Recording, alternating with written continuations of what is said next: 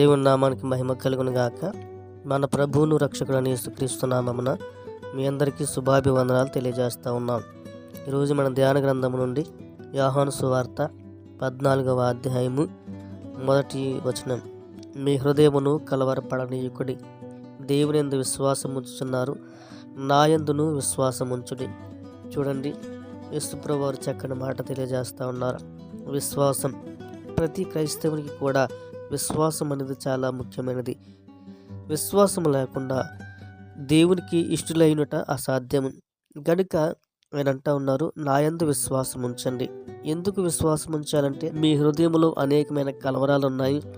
మీ హృదయంలో అనేకమైన ఆందోళనలు, భయములు, వేదన, దిగులు ఉంది. గనుక మీ హృదయాలు మీరు కలవరపరచుకోవద్దు. మీ హృదయంలో మీరు దిగులు చెందొద్దు, భయపడొద్దు, కృంగిపోవద్దు.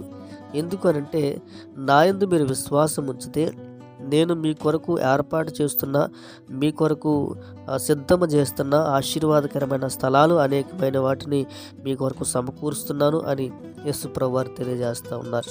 అవునండి, నేను వెళ్ళి మీకు స్థలము సిద్ధపరిచిన ఎడల నేనున్న స్థలంలో మీరు ఉండులాగున మరలా వచ్చి నా యొద్దకు మిమ్మల్ని తీసుకుని వెళ్తాను అని యేసుప్రభువు వారు తెలియజేస్తూ ఉన్నారు. అవునండి, ఆయన మన కొరకు పరలోక రాజ్యమును ఏర్పాటు చేసిన దేవుడు. ఆ రాజ్యములో మనకు నివాస స్థలాలను ఏర్పాటు చేస్తూ ఉన్నాడు. అక్కడ మనం ఉండులాగున, అక్కడ మనం సంతోషించినట్లు మన కొరకు అనేకమైన నివాస స్థలాలు ఆయన ఏర్పాటు చేస్తూ ఉన్నారు.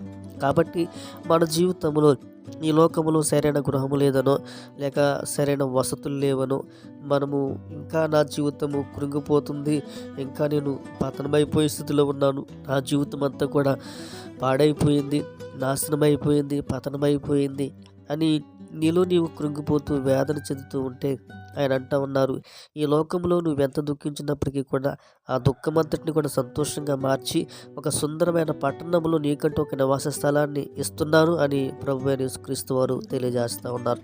కాబట్టి నీ జీవితంలో ఏ విధమైన కృంగుబాటుతనం కలిగినా, ఏ విధమైన వేదన, భయము, ఆందోళన కలిగినా మనం భయపడవలసిన పని లేదండి.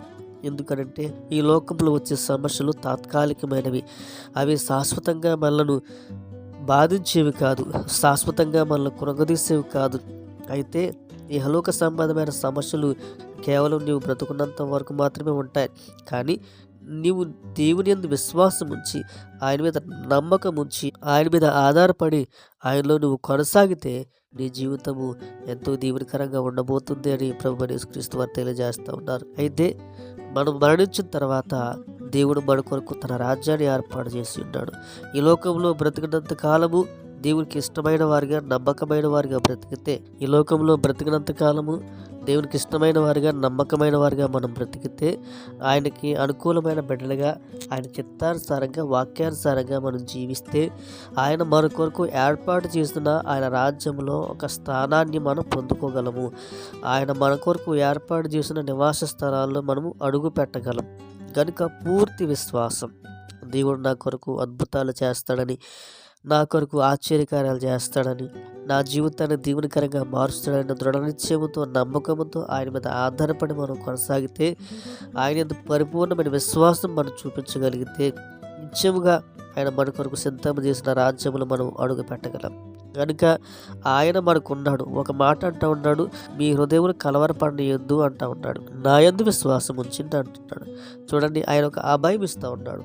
నేను మీకు తోడుగా ఉన్నాను కదా, నేను మీతో ఉన్నాను కదా, మీరు ఎందుకు కలవరపడుతున్నారు, మీరు ఎందుకు భయపడుతున్నారు, మీరు ఎందుకు దిగులు చెందుతున్నారు, నేను ఉన్నాను కదా మీ సమస్య పరిష్కరించడానికి, మీ సమస్య నుంచి విడుదలవ్వడానికి, మీ కష్టాలు కన్నీళ్ళు తొడవడానికి నేను మీకు తోడుగా ఉన్నాను కదా, మీరు కృంగిపోవద్దు, మీరు భయపడొద్దు, మీరు బాధపడొద్దు అని ఆయన అంటూ ఉన్నారు. అంతేకాదు, మీ అవసరతలన్నీ కూడా తీర్చడానికి నేను ఉన్నాను, తప్పక మీ జీవితాలు మేలుకరంగా మారుస్తాను అని అంటూ ఉన్నారు. కనుక ఆయన మీద మనం ఆధారపడుతూ, అవును ప్రభువా, నువ్వు నాకు తోడుగా ఉన్నావు కదా, నన్ను బలపరిచే దేవుడు కదా, నన్ను ఆదరించే దేవుడు కదా, నాకు సహాయం చేసే దేవుడు కదా, నీవు ఉన్నావయ్యా, నీ మీద ఆడుకొని నా జీవితాన్ని దీవెనకరంగా, ఆశీర్వాదకరంగా మార్చుకుంటాను అని పరిపూర్ణమైన విశ్వాసంతో మన హృదయంలో ఉన్న కలవరము, దిగులు అంతా కూడా తీసివేసుకుని ఆయన మీద ఆధారపడి జీవిస్తూ ఆధ్యాత్మిక జీవితంలో ఎదుగుతూ ముందుకు సాగిపోదాం. అట్టి ధన్యత, కృప దేవుడు మనకిచ్చి నడిపించి బలపరిచి సహాయం చేయనుగాక. ఆమేన్. ప్రార్థన. పరిశుద్ధుడా మీకు వందనాలు. మరొకసారి మీ పాస్టర్కి అడిగించిన కృపను బట్టి నీకు వందనాలు. జ్ఞాపకం చేసుకోండి. ఈ వాక్యం చేత మమ్మల్ని బలపరిచారు. అందరితో వాక్యం ద్వారా వారందరినీ బలపరిచి కృప చూపించి సహాయం చేయమని యేసునామములో అడుగుచున్నాను తండ్రి. ఆమేన్.